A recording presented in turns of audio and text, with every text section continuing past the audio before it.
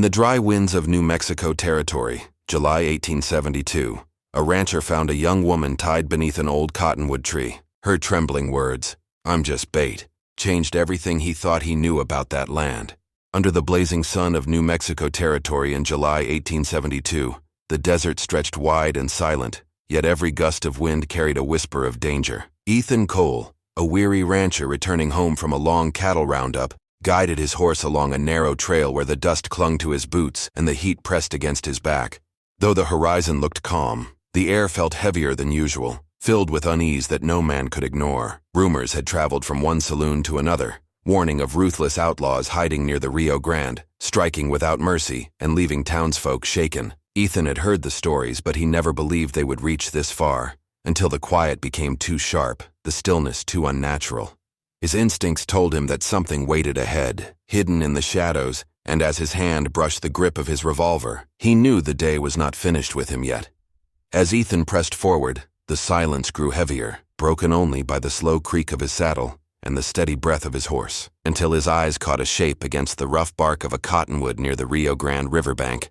and in that instant, his pulse quickened, for it was no ordinary sight but the fragile outline of a young woman bound tight with coarse rope, her wrists cut raw from the strain, her dress torn and stained by dust and wind, her hair tangled across her face, yet her eyes wide with a fear so sharp it seemed to pierce the air itself. And before Ethan could dismount, before he could even speak a word, her lips parted with a trembling whisper that carried across the dry stillness. "I'm just bait," and the weight of those words struck him harder than a bullet, freezing him in place as his hand hovered near the knife at his belt. Torn between the urge to free her and the sudden terror that unseen eyes might already be watching, waiting for him to make the wrong move, and as the sun dipped lower, casting long shadows across the ground, the truth of her warning pressed on him with a force that made his breath shallow. For in that moment he understood the desert was not empty at all. It was alive with danger hiding in the rocks and brush, danger that had chosen her as a lure, and him as the fool who had stumbled into their snare. Yet still his heart pounded with the certainty that to leave her would be a sin his soul could never carry.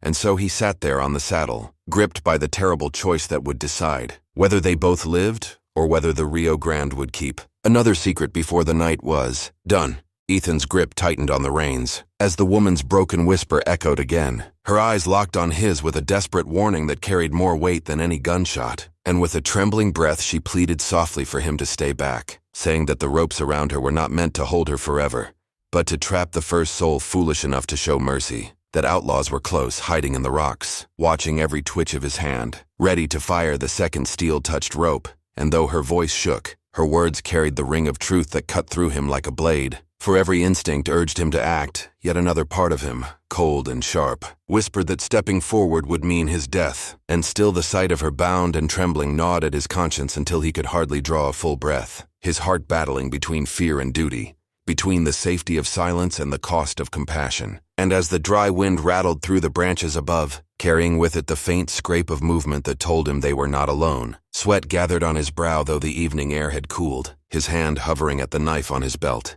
every second stretching longer than the last. And in her gaze he saw not only fear but also the heavy weight of someone who had already given up on rescue, someone who believed that no man could save her without paying with his life. And in that realization his chest tightened because he knew if he turned away he would carry her voice forever, that haunting phrase, "I'm just bait," echoing in his soul. But if he reached for her bonds, if he chose courage over caution, then the ground around them would ignite with violence, and as the sky deepened into shades of gold and red, Ethan Cole understood that this desert crossroads was no accident, but a test of everything he was, and with his pulse hammering in his ears he shifted slightly in the saddle, his decision balanced on the edge of a knife, while in the shadows unseen eyes waited for the moment when mercy became their chance to strike.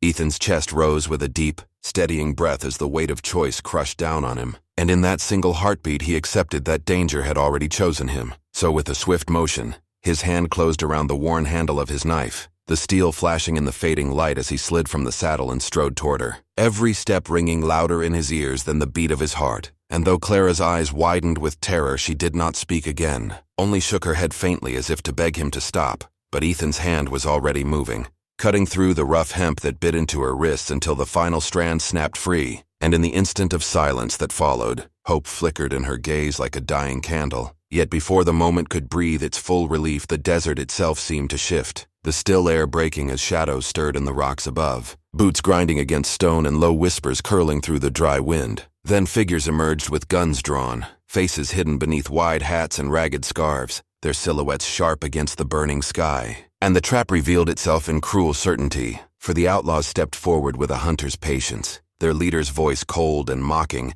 as he told Ethan he should have listened. That kindness in a land like this was nothing but a death sentence. And Clara pressed close to Ethan's side, her trembling body proof of her warning. Yet she clung to him as though his presence alone was her last shield against the nightmare closing in. And Ethan's jaw tightened as he slipped the knife back into its sheath, his hand falling to the revolver at his hip, the weight of it grounding him even as fear clawed at his chest. Because he knew there was no turning back now, the desert had chosen its battle, and his decision had bound him to this woman's fate as surely as those ropes had bound her to the tree. And though the odds stretched long and merciless before him, he stood his ground, staring into the guns of men who believed they had already won, while the last light of the dying sun cut across his face, marking the line between courage and surrender. And in that fragile silence before violence erupted, Ethan Cole made it clear in his steady stance that he would not bow, even if the cost of defiance was his blood on the desert floor. Ethan shifted his stance, stepping in front of Clara as the ring of outlaws tightened, their boots scraping against stone and dry earth while their rifles glimmered in the fading light. And the silence between them grew sharp enough to cut, the kind that breaks only when blood is spilled. Yet before a shot could echo, Clara's voice rose in a trembling rush, her words spilling out as if the weight of keeping them hidden had become unbearable. And she confessed that she was the daughter of Sheriff James Harlow, taken from her father's home to serve as bait for any man sworn to law or driven by conscience. And at the sound of her father's name, the leader of the outlaws gave a low laugh, saying the trap was never meant for a rancher, but for the lawman her bloodline carried in its shadow. And Ethan felt the truth of it settle in his bones, that he was never the target but had become one by choice. Yet in that same breath he understood that no deputy or posse would come riding over the hills, that no sheriff's badge would appear to fight this battle. It was only him, a single rancher with a revolver and the resolve burning in his chest, standing between Clara and the circle of death closing tighter with every passing second. And though his palms were damp against the grip of his weapon, his voice was steady when he told her to stay behind him, his broad frame shielding her from the steel aimed their way, while his eyes locked on the outlaw leader who raised a hand, signaling his men to wait, the cruel game stretching out as they enjoyed watching fear coil around their prey. But Ethan's fear had already transformed into something heavier, a grim clarity that he was not fighting for himself anymore, but for a woman whose life had been stripped of safety and choice. And in that moment, his heart carried the weight of her father's absence, the burden of her trembling breath, and the promise that if death came tonight it would meet him first, for he would not let her fall while he still had breath to draw and steel to fire. And as the red sun kissed the edge of the horizon, the standoff hung suspended, a fragile thread stretched taut between life and death, ready to snap with the twitch of a finger. The outlaw leader's hand dropped, and in that instant the desert exploded with gunfire, the crack of rifles shattering the stillness as dust leapt from the ground around Ethan's boots. Yet instead of retreating, he drew his revolver with a speed born not of practice but of desperation, firing into the circle with fierce precision, each shot fueled by the raw will to survive and protect the woman behind him. And though bullets screamed past his shoulders and splintered bark from the cottonwood, he stood firm, his heart pounding like a war drum as he cut down the first man who dared step too close. But the outlaws pressed harder, certain that one rancher could not hold against their numbers, until fate shifted with the clatter of a fallen revolver skidding across the dirt, its owner crumpled by Ethan's fire,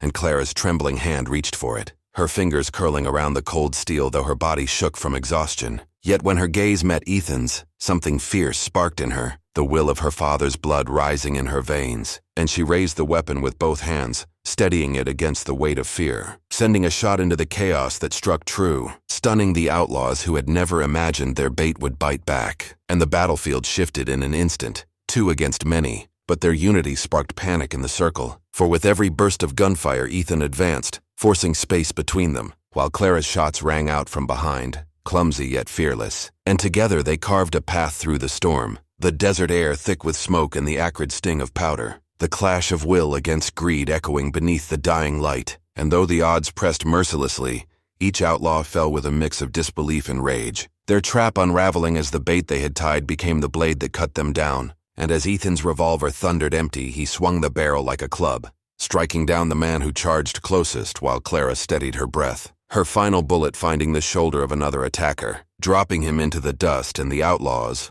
once sure of victory, faltered beneath the storm of resistance, their courage crumbling as the desert night crept in and the realization struck that what they had thought weak had risen stronger than they could endure. By the time dawn spilled its pale light across the Rio Grande, the desert lay quiet again, the bodies of the fallen scattered in the dust while the rest had fled into the horizon, leaving behind only silence broken by the low cry of a hawk overhead. And Ethan stood with his revolver heavy at his side, his chest rising and falling with the weight of what had passed, while Clara, her wrists free at last though marked by rope and pain, turned toward him with eyes full of gratitude and disbelief, whispering that he was never meant to come, that they had believed no soul would risk their life for her. And Ethan, weary yet unbroken, gave her a quiet smile as he answered that sometimes bait catches the wrong man, but this time it had caught him. And in that moment she understood that courage is not born from duty alone, but from the choice to stand when all reason says run. And as the first light touched the broken ropes lying in the sand, they became more than remnants of captivity. They became symbols of survival, of two lives bound together by chance and defiance, leaving behind a truth no outlaw could steal, that in the darkest night, even a single act of mercy can change the ending. Now tell me, if you were Ethan, would you have cut those ropes or walked away into the desert? And if this story gripped your heart, then ride with us again by liking, sharing, and subscribing, because there are more tales waiting in the dust of time here at Western Stories.